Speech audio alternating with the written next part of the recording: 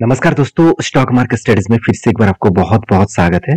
तो आप सब लोग कैसे हैं, मुझे जरूर कमेंट्स करना। तो आज मैं कुछ कंपनीज की इंपॉर्टेंस अपडेट में आपके साथ शेयर करूंगा और कुछ दोस्तों ने मुझे कमेंट्स भी किए। वो कमेंट्स आपको जरूर सुनना चाहिए क्योंकि वो कमेंट्स बहुत इंपॉर्टेंस है।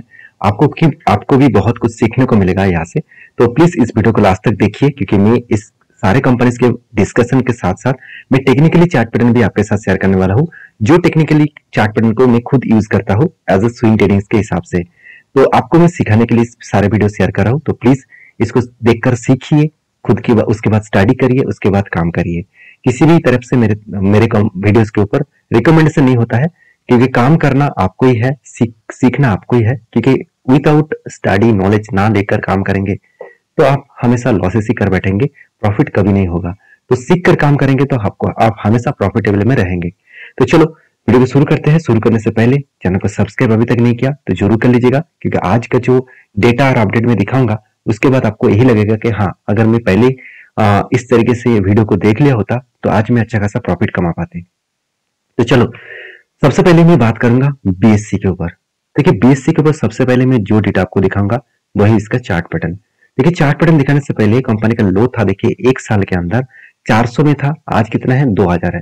तो बहुत सारे लोग पूछेंगे सर 400 से 2000 हो गया, इतना बड़ा लंबा जर्नी हो गया, अगर मुझे पहले पता चलता तो मैं अच्छा खासा प्रॉफिट कमा लेते। इस कंपनी के ऊपर मैंने 2 ट्रेड लिया था और 2 बार मैंने आपको मेंशन किया था कहाँ कहाँ पे ट्रेड बना था। और चार्ट पैटर्न सबसे पहले मैं आपको दिखाऊंगा और आप देखेंगे तो ट्रेड कहाँ कहाँ पे बना था मैं आपको बता दूं। देखिए लोअर साइड में यहाँ पे आप देखेंगे तो एक पिक जैसे यहाँ पे क्या बना था, एक कप बना, उसके बाद एक हैंडल बना, फाइनली ब्रेकआउट भी हुआ और ब्रेकआउट होने के बाद यहाँ पे फाइनली फर्स्ट यहाँ पे एक टारगेट बना था, इस लेवल का टारगेट, मैंने टारगेट को मेंशन किया। और सेकंड देखिए टारगेट बना था कुछ इस लेवल था 54%, इजीली वो टारगेट अचीव हो गया। देखिए टारगेट अचीव होने के बाद कंपनी ने क्या कर रहा है, कंटिन्यूसली अपट्रेंड जर्नी दिखा रहा है, कंटिन्यूसली अपट्रेंड में जा रहा है और लगातार लगातार बाय होता जा रहा है। अभी क्वेश्चन आएगा सर ऐसे क्यों हो रहा है, इस तरीके से इतना बड़ा जर्नी क्यों हो गया बीएससी के ऊपर। मार्केट तो नेगेटिव में है, मार्केट उतना ज्यादा हाई ग्रोथ में नहीं है, फिर भी बीएससी के ऊपर ऐसा क्या हो रहा है जिसके लिए ऊपर इतना तेजी से ग्रोथ हो रहा है। देखिए मैं पहले ही बोल चुका हूँ, बीएससी एक ऐसी कंपनी है जिसका मतलब एक्सचेंज का बिजनेस है और इंडिया के नहीं एशिया के सबसे पुराना एक्सचेंज है। ये बात तो आप बहुत बार सुन चुके हैं। अभी बीएससी के ऊपर इतना ज्यादा ग्रोथ क्यों हो रहा है, इसके ऊपर मैंने एक आपको डिटेल्स वीडियो बनाकर दिया था और तब भी मैं आपको बताया था कि बीएससी के ऊपर एक्चुअली हो क्या रहा है। अगर बीएससी के डेटा के बारे में बात करूं तो ध्यान दीजिएगा, मैंने एक अपडेट में आपके साथ शेयर किया था कि बीएससी अब जब ट्रेडिंग करते थे, अब जो डिलीवरी उठाते थे उसके ऊपर जो टर्नओवर होता था, उस टर्नओवर के 3 करोड़ के टर्नओवर में, मतलब आपने जो बाय सेल किया उसके ऊपर टोटल जो टर्नओवर है उसको 3 करोड़ से ज्यादा अगर हो गया था तो उसके लिए आपको चार्जेस देना पड़ता था 500 रुपीज के आसपास। तो पर करोड़ में 500 रुपीज के आसपास आपको चार्जेस देना पड़ता था।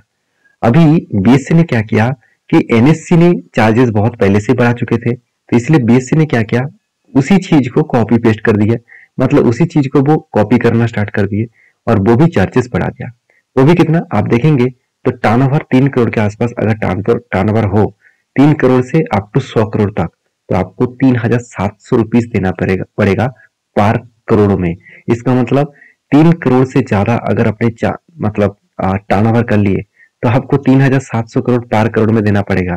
तो सोचिए 3700 करोड़ ऑलमोस्ट 4000 करोड़ का 4000 रुपीज के आसपास देना पड़ेगा। तो सोचिए 3 करोड़ अगर टर्नओवर आपने कर लिए तो 12000 रुपीज के आसपास आपको देना होगा। तो यही चार्जेस किसको फायदा हो रहा है, बीएससी को। और यही डेटा मैंने आपके साथ शेयर इसीलिए किया था क्योंकि इस डेटा के आधार के हिसाब से ही कंपनी को फायदा होने वाला है। क्योंकि जितने लोग सोच रहे हैं कि मैं बहुत ज्यादा ट्रेडिंग करूंगा, बहुत ज्यादा काम करूंगा, उसके लिए यही है, ज्यादा से ज्यादा उसको ट्रांजेक्शन चार्जेस देना पड़ेगा। तो इसीलिए मैं बार बार बोलता हूँ आप स्विंग ट्रेडिंग करिए, इन्वेस्टमेंट करिए जहाँ पे आपको चार्जेस कम होगा। ये बात मैं नहीं, वॉरेन बफेट जी ने खुद कहा कि अगर आपको टैक्स बचाना है तो इसके लिए आपको इन्वेस्टमेंट करना होगा। ट्रेडिंग करेंगे तो आपको बहुत ज्यादा टैक्स चला जाएगा। हाँ, आप ट्रेडिंग में बहुत ज्यादा प्रॉफिट करते हैं तो उसमें टैक्स देने में क्या क्या आ जाते हैं, तो टैक्स देंगे, कोई बात नहीं। अगर आप ट्रेडिंग में छोटे मोटे प्रॉफिट से निकल जाते हैं तो आपको जितना प्रॉफिट होगा उससे कई गुना ज्यादा आपको टैक्स पेमेंट करना पड़ता है। तो रही बात इस कंपनी के ऊपर जो क्वार्टरली रिजल्ट है वो फाइनली अभी तक आए नहीं, तो रिजल्ट कब आएगा, तो उसका डेट फाइनली अनाउंसमेंट हो चुके हैं। फाइनली 13 तारीख को आपको रिजल्ट देखने को मिल जाएगा। तो जब रिजल्ट आएगा तब मैं इसके ऊपर जरूर डिस्कशन करूंगा। फिलहाल के लिए आप कहेंगे सर कितना दूर जा सकते हैं, क्योंकि इसका कोई गारंटी मेरे पास नहीं है, मेरे पास कोई भी इसका डेटा नहीं है, क्योंकि कंपनी आज लाइफ टाइम हाई के ऊपर है, कंटिन्यूसली बाय करते जा रहे हैं। तो मैं इस फोमो बाइंग में ऐड कभी भी क्वांटिटी ऐड नहीं करूंगा। मैं इंतजार करूंगा कभी भी करेक्शन हो, कोई भी रिट्रेसमेंट दिखे, कोई भी ट्रेड बने, कोई भी पैटर्न्स बने, तब मैं ट्रेड लूंगा।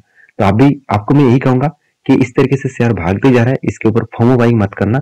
कभी ना कभी शेयर के ऊपर करेक्शन भी हो सकते हैं। अगर मान के चलिए रिजल्ट Q2 का रिजल्ट अगर अच्छा नहीं आया तो शेयर के ऊपर भारी भरकम गिरावट होने का भी चांसेस दिखेगा। तब आप कहेंगे सर मैं तो फंस गया। तो यही इसीलिए बार बार बोलता हूँ कि सोच समझ कर काम करिएगा।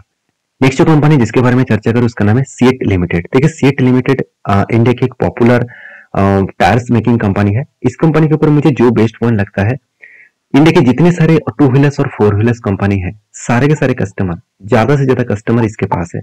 मतलब ज्यादा से ज्यादा कस्टमर को वो टायर्स बेचते हैं, चाहे वो 2 व्हीलर्स हो, चाहे वो 3 व्हीलर्स हो, चाहे वो पैसेंजर व्हीकल्स हो, सारे कस्टमर इसके पास है। इसके कस्टमर लिस्ट बहुत बड़ा है। मारुति से लेकर, टाटा से लेकर, होंडा से लेकर, होंडा से लेकर, सारे महिंद्रा से लेकर हर गाड़ी कंपनी इसका टायर यूज करते हैं। और बाइक्स की इंडस्ट्रीज में हीरो से लेकर, बजाज से लेकर टीवीएस तक भी इसका टायर यूज करते हैं। रॉयल एनफील्ड भी इसका टायर यूज करते हैं। आप कहेंगे सर टीवीएस में इतना जोर क्यों दिया? क्योंकि आप सभी जानते हैं टीवीएस का खुद का टायर का बिजनेस है, फिर भी वो इसी कंपनी के ऊपर डिपेंड करते हैं। क्योंकि देखिए टीवीएस का खुद का टायर का बिजनेस है होने के बाद भी वो टीवीएस के कुछ मतलब जुपिटर जो गाड़ियां है और जो स्कूटर है उसके ऊपर भी आपको सीएट का टायर दिख जाएगा। तो सोचिएगा, आप इस बात को याद रखना है, जो कंपनी खुद बिजनेस कर रहा है फिर भी वो दूसरों कंपनी का प्रोडक्ट ले रहा है, इसका मतलब कुछ ना कुछ वहां पे तो दम तो है। तो सीएट के ऊपर मैं फ्यूचर के लॉन्ग फ्यूचर के लिए जरूर सोच रहा हूँ, क्योंकि इस कंपनी का मार्केट का अभी बहुत छोटा है। इसका ग्रोथ होने के लिए बहुत हाई पोटेंशियल मिलेगा और अच्छा खासा ग्रोथ होने का चांसेस भी रहेगा। अब ये देखना है फिलहाल के लिए क्या सिचुएशन है। देखिए अगर मैं कंपनी का प्रॉफिट एंड लॉस के बारे में बात करूं क्वार्टरली, तो सेल्स में कंपनी का अच्छा खासा इंक्रीजिंग देखने को मिला और फर्स्ट टाइम कंपनी 3000 करोड़ के ऊपर जा चुके हैं। तो सेल्स अच्छा खासा ग्रोथ हुआ है। उसके बाद साथ कंपनी के एक्सपेंस भी कंपनी कंट्रोल में रखे और कंपनी का जो नेट प्रॉफिट है वो 6 करोड़ से बढ़ के हो चुके 208 करोड़।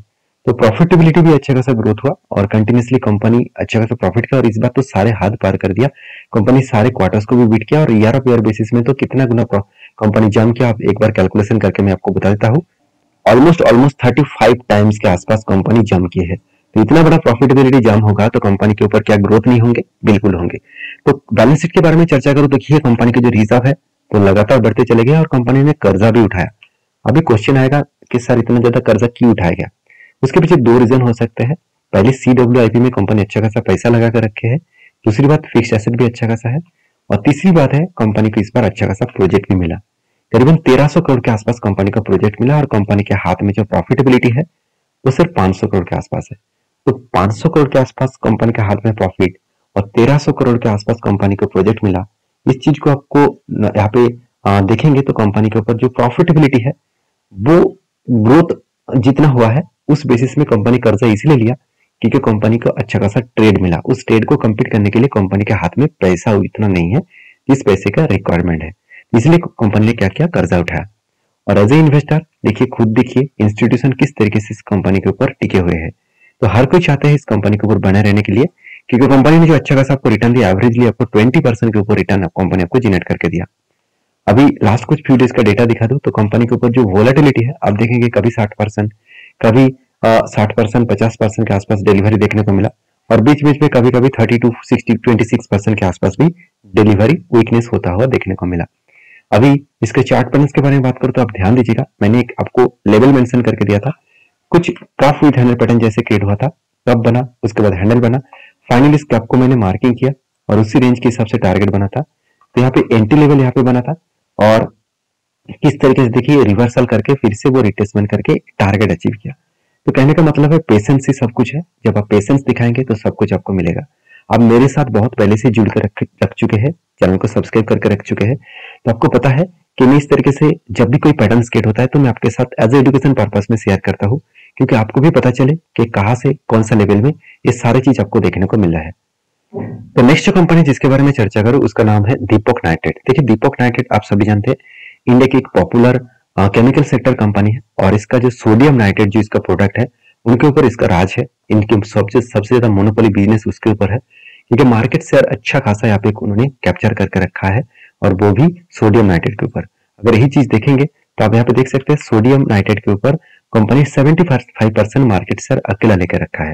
तो यहाँ पे कंपनी के एक एक्स्ट्रा बेनिफिट मिलता है। फिर भी केमिकल सेक्टर के ऊपर प्रेशराइज होने के कारण, कंपनी के ऊपर इकोनॉमिकली क्राइसिस होने के कारण डिमांड कम हुआ, और डिमांड कम होने के चलते ही कंपनी की जो प्रॉफिटेबिलिटी है उसके ऊपर इम्पैक्ट आया।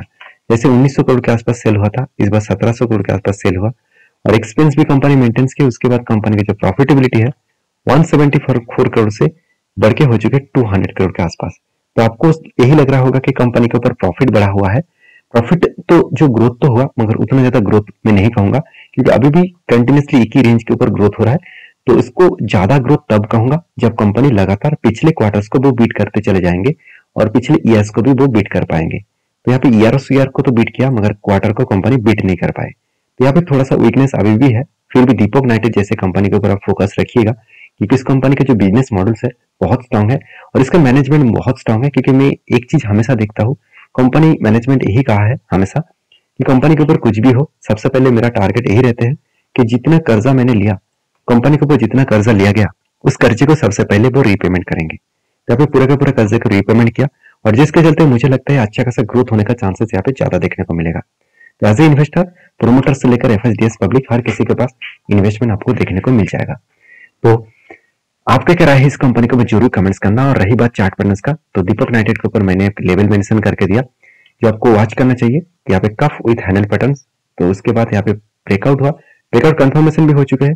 तो मुझे लगता है कंफर्मेशन तो हुआ, मगर यहाँ पे इस लेवल से करेक्शन क्यों हो रहा है? देखिए मैं बहुत बार बोल चुका हूँ, अब जहां से करेक्शन हो रहा है उसको मार्किंग करना प्रीवियस डेटा के हिसाब से। प्रीवियस में क्या था, यहाँ पे एक स्ट्रांगली रेजिस्टेंस था, और साथ ही साथ सप्लाई जोन भी था। इस रेजिस्टेंस को फेस करने के बाद बिग क्रैश हुआ था, इसका मतलब रेजिस्टेंस कम सप्लाई जोन था। इसी लेवल को करेक्शन हुआ, और उसके बाद धीरे धीरे करके ऊपर गया। तो मुझे लगता है यहाँ पे आपको ये देखना है कि प्रीवियस लो के नीचे अगर नहीं क्लोजिंग हुआ, तो इसका मतलब फिर से वो अप टेन में जा सकते हैं। तो फिलहाल के लिए मैं इस कंपनी के ऊपर अप टेन मूवमेंट में हूँ, और एक बुलिश टेन में हूँ। आपके क्या राय है जरूर कमेंट्स करना। नेक्स्ट कंपनी जिसके बारे में चर्चा करें उसका नाम है नेस्ले इंडिया। बहुत दिन के बाद नेस्ले इंडिया एक बोर्ड मीटिंग में एक बातचीत कहा है कि कंपनी का इतने सालों तक जो स्प्लिट नहीं किया गया, इसका फेस वैल्यू जो 10 रुपए है, अभी वो 10 रुपए को फेस वैल्यू को 1 रुपया बनाने वाले हैं। इसका मतलब स्प्लिट करने वाले हर एक शेयर के बदले आपको 10 शेयर यहाँ पे स्प्लिट के हिसाब से मिलने वाले हैं। तो मैं जरूर कहूंगा इस कंपनी के ऊपर फोकस रखिए, क्योंकि एक के बदले आपको 10 शेयर मिलने वाले हैं, और जल्द से जल्द वो अपडेट्स आएगा। तो कब आएगा उसका तो अभी तक डेट नहीं आया, जब आएगा तो मैं आपके साथ जरूर शेयर करूंगा। तो वीडियो में कुछ जानकारी अच्छा मिले तो प्लीज लाइक करना, दोस्तों के साथ भी शेयर करना, चैनल को सब्सक्राइब भी करना। मिलते हैं नेक्स्ट वीडियो में, तब तक के लिए अच्छे से रहिए, अपने ख्याल रखिए।